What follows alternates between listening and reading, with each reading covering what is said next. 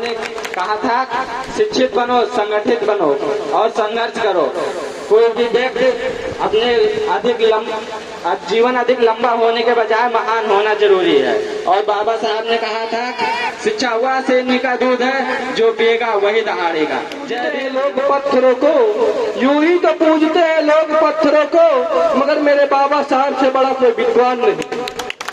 हमारे जो दूसरे सहयोगी हैं राम बीरज जी सोनकर जी को मैं बुलाना चाहूंगा, आए और बाबा साहब भीमराव अम्बेडकर जी के बारे में बताएं। रखने वाले उपस्थित युवाओं, बुजुर्गों एवं देश के नागरिकों का हार्दिक अभिनंदन करता हूं। जैसा कि आप लोग जानते हैं, आप लोग 14 अप्रैल सन 1891 में बाबा साहब का जन्म एमपी के माहो नामक ग्राम में हुआ था। बाबा साहब 15 वर्ष के थे तब इनकी शादी हो गई थी। रामाबाई 13 वर्ष की थी। बाबा साहब केवल SC ST नहीं, बाकी हर वर्ग के लोगों के लिए बहुत से कड़ी तपस्या और मेहनत, कठिन परिश्रम करके हमको और हमारे देश को आगे बढ़ाया। आप लोग जानते हैं कि बाबा साहब को पढ़ने, लिखने और बैठने की अनुमति नहीं दी जाती थी। बाबा साहब गेट के बाहर बैठते थे और चुपके से लिखते थे।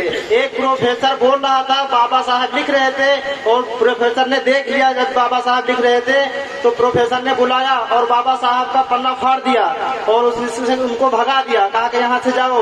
तब भी बाबा साहब हटे नहीं, झुके नहीं किसी के आगे और मेहनत करके आगे बढ़े। आप लोग जानते हैं बाबा साहब मुंबई पढ़े, अमेरिका पढ़े, लंदन पढ़े। बाबा साहब अमेरिका में कोलंबिया यूनिवर्सिटी को टॉप किए थे। 6 लोग टॉप किए थे, जिसमें से एक बाबा साहब भीमराव अम्बेडकर थे। इन्हीं शब्दों के साथ बाबा साहब के बारे में एक कहानी आप लोगों के समक्ष प्रकट करना चाहता हूँ। बाबा साहब छोटे थे तभी प्राथमिक विद्यालय में पढ़ने जा रहे थे। बाबा साहब रास्ते से वापस पढ़कर आ रहे थे स्कूल से, तभी उनको एक पेड़ के नीचे किताब दिखाई पड़ी।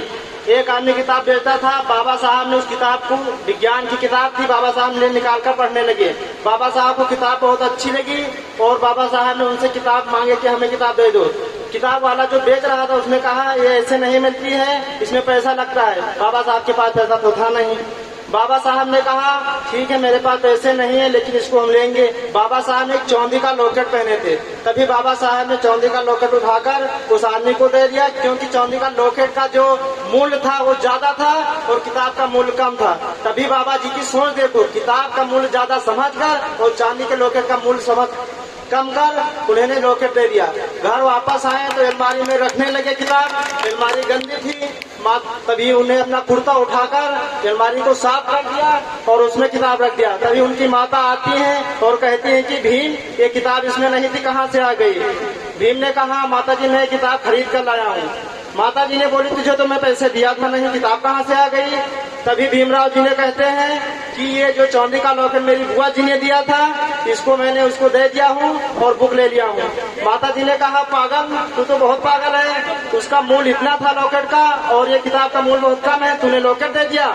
तभी भीमराव जी ने कहते हैं कि सुनो माता, ये जो किताब मुझे सीख, अक्ल, ज्ञान दे सकती है, ये लॉकेट नहीं दे सकता था, इसीलिए मैं इस बुक को ले आया हूँ। तभी उनकी माता जी ने कहा ठीक है। इन्हीं पंक्तियों के साथ मैं आप लोगों को बाबा साहब के बारे में 2 पंक्तियां सुनाना चाहता हूँ।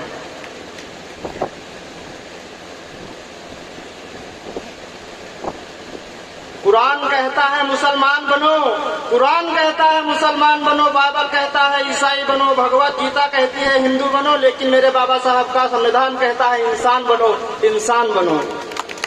जय भीम से बड़ा कोई सम्मान नहीं है, जो भीम का नहीं वो इंसान नहीं है। यूं तो पूछते हैं लोग पत्थरों को, मगर मेरे बाबा साहब से जैसा बड़ा कोई भगवान नहीं है, कोई भगवान नहीं है। नजारों में नजारा देखा पर ऐसा नजारा नहीं देखा, आसमान में जब भी देखा भीम जैसा सितारा नहीं देखा, भीम जैसा सितारा नहीं देखा।